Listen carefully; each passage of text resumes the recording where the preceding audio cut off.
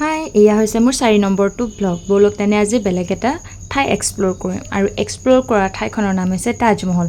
বলক তেনে যাওঁ এক্সপ্ল'ৰ কৰোঁ। এয়া হৈছে আমাৰ ঠাণ্ডা দিনৰ ভিডিঅ', যিহেতু দিব পৰা নাছিলোঁ আপোনালোকক, যিহেতু কৈছোঁৱেই।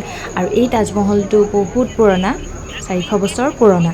এই তাজমহলটো বনাবলৈ 20,000 কৰ্মচাৰীয়ে দিনে ৰাতি কঠোৰ পৰিশ্ৰম কৰাৰ অন্তত এবছৰ নহয়, 2 বছৰ নহয়, 3 বছৰ নহয়, 4 বছৰ নহয়, 22 বছৰৰ অন্তত এই ধুনীয়া বিল্ডিংটো পৰিণত হৈছিল বুলি শুনো বা পোৱা যায়।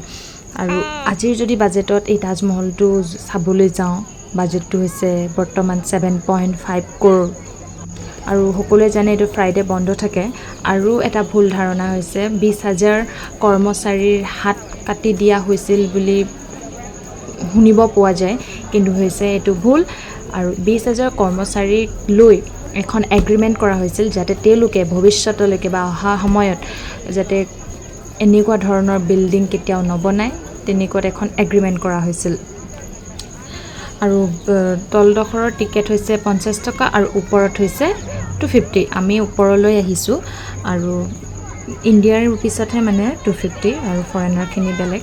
আৰু ওচৰতে তাজমহলৰ ওচৰতে এখন নদী আছে।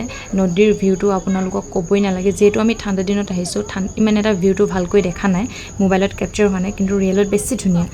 আৰু ফৰেনাৰখিনিৰ কাৰণে 1300 টকা লয়।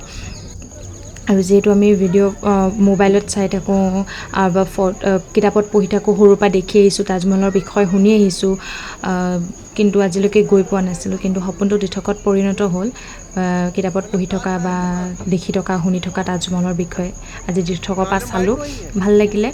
আৰু আজিলৈ বাই, নেক্সট আকৌ লগ পাম আপোনালোকক। আৰু নেক্সট আকৌ ভিডিঅ' মজা পাই থাকিব, ভিডিঅ'বোৰ চাই থাকিব আপোনালোকে। Bye bye.